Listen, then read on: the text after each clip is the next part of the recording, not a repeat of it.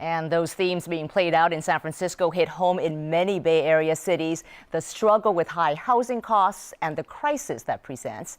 We held a series of town hall meetings this fall called Open Newsroom. We heard similar worries in every county we visited, from Santa Clara to Marin. We go and look at rentals. There are anywhere between 8 and 15 other families there looking. I've also been applying for low-income housing. If the wait list is even open, it's 2 months to 2 years long. What we're very deeply concerned about is where are these seniors, us? Where are we going to go? Can we even remain in Silicon Valley? Tonight, a deeper look into what it means to be priced out, the impact it has on communities, and possible solutions. For analysis, we're joined by Carlos Romero, an affordable housing consultant, Linda Mandolini with Eden Housing in Hayward, and Carolyn Said, San Francisco Chronicle real estate reporter. Carolyn, let's begin with you for a quick overview of housing costs. How dramatic is the rise in rents and home prices? It's been dramatic on both counts. It's been double digits. They're really up by at least 20% year over year. Housing has, turned around on a dime after the downturn scraped along a little bit and has been rising. And now the median housing price in the Bay Area is over $500,000 to buy. The median price to rent is over $3,000 a month in San Francisco and over $2,000 a month in San Jose and Oakland. So those are huge things. Housing for sale housing is probably going to moderate. There's several things happening. Rising interest rates will rein it in. More inventory is coming on the market as prices rise. More people who were sitting on the sidelines or who are underwater are putting their homes on the market, and now there is some more inventory. So that will level off, but it's leveling off at over 500,000 for the Hope area and over 800,000 in Silicon Valley as a median. So it's going to level off, but at a high level. So, Carlos, you're a consultant. You've worked with both developers and governments on housing policy issues. Is there an end in sight? Well, again, it's a segmented market. So the market is producing housing for the higher end. It is middle income and lower income folks that are really priced out. I think what we need to do is look at strategies that both locally, regionally, and statewide provide additional housing subsidy to developers like Linda Mandolini.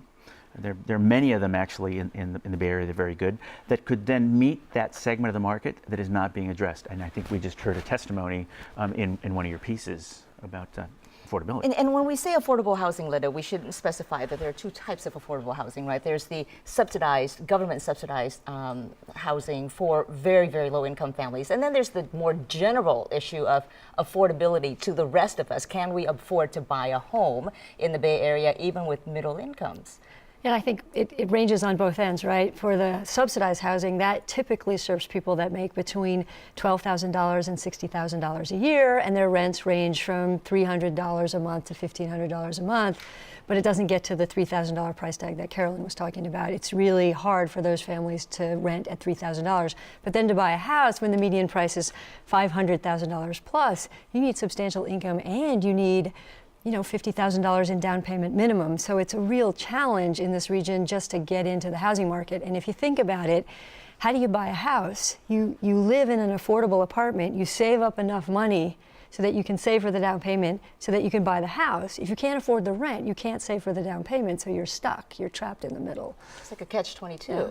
And you work with families every day at Eden Housing. You manage affordable housing. What kind of impact is this having on families economically and also health-wise? There are some health effects. Yeah, well, it's a huge challenge. We have 15,000 people on our waiting list right now. 15,000? So they're challenged. I mean, everybody, when that woman was talking about, 2 years to move up into a home, it's a huge challenge for folks just to get into affordable housing right now. And when you look at the impacts on families, so if kids are living in substandard housing, if they've got mold, or they're living in a dangerous neighborhood, there's huge health challenges for children. There's a doctor at Boston University who's actually studied the impacts of housing on children, and she likes to say that it's a vaccine.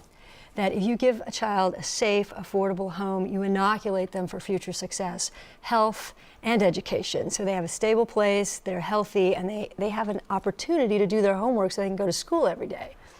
So that sounds good.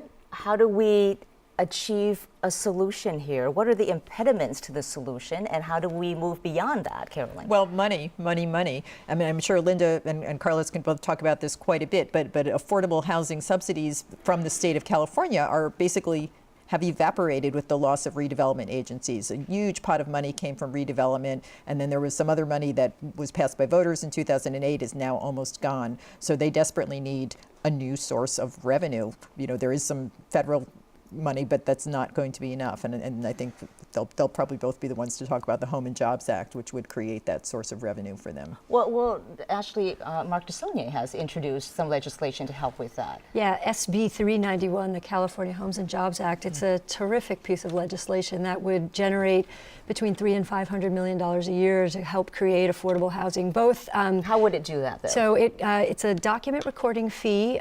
So when you refinance your house, you would pay a $75 fee on the refinancing, and that would be put into a pool that would then be invested in affordable apartments and affordable homes. So it would create down payment assistance programs for folks who want to buy their first house, and would also create subsidies so folks like Eden who need to build new housing for low-income families to rent could actually use some of that subsidy to build new housing. I would imagine there might be some pushback, though, from real estate folks or that sector. Yes, interestingly, the realtors supported the bill last year, but now they're not supporting it, which has been a real challenge. They don't want any more fees on the recording of real estate transactions.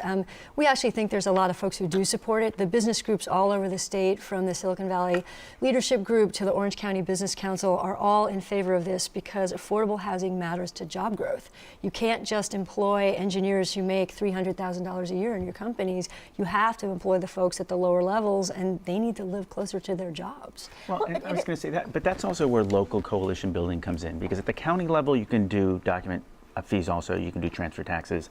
And I think that if you can get labor together with the affordable housing folks, with people who are interested in parks and open space, and actually come up with a coalition of folks to put a measure on in your county that might be a transfer tax that could be divided up among the various uses, could be transportation. I think that those local coalitions can actually be very strong in passing, getting you to the 66% threshold. It is a dilemma, though, right? Because we need growth, we need development for jobs, for economic stimulation, but then there are always those sectors that have opposition because of environmental concerns, gentrification concerns. How do you compromise and move beyond all that? Is it purely a policy issue? Well, a lot is policy driven, but San Francisco is trying a few creative things that might be able to be replicated elsewhere. One thing is a pilot project in the Castro to try to legalize in-law units. These are existing units. You know, so many places in San Francisco have a basement or backyard garage that was converted into an apartment. They're already there. If they were legalized, they could be, a better source of housing for people who can't afford as much. And now we're talking market rate housing. Another thing on market rate housing is San Francisco's experiment with micro units, these very small apartments. Developers can build them more cheaply, and they would rent more cheaply. And so sure, not everybody wants to live in something the size of a shoebox, but young single people often are willing to make that trade-off to live in a smaller space, to be closer to their job, and maybe they would move out of a flat that they'd been sharing with roommates, and that flat would be available for a family to rent. So there are these are slightly policy driven, but it's kind of a combination of policy and development hand in hand.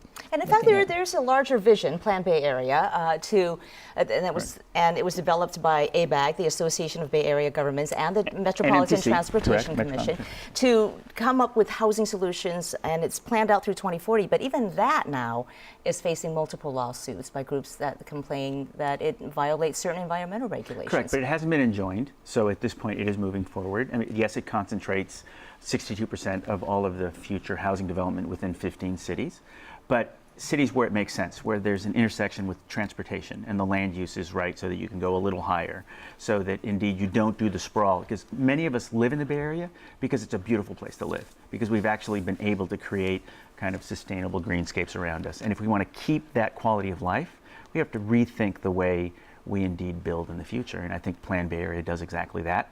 And we have to continue to move forward to implement it. And yes, it has its flaws, both on the equity side. I mean, people may get displaced, and we're trying to figure out how we're going to fix that. And some people may not want taller buildings in their downtowns, but again, it's a trade-off for a quality of life issue. Okay. Well, certainly interesting, a complex issue. I wish we had much more time to debate it, but I'm going to have to leave it there. Thank you all. For now, we do have to wrap it up, but KQED will continue its ongoing series, Priced Out. For updates, please go to kqed.org/priced out. I want to thank my guests, Carlos Romero, Carolyn Said, and Linda Mandolino.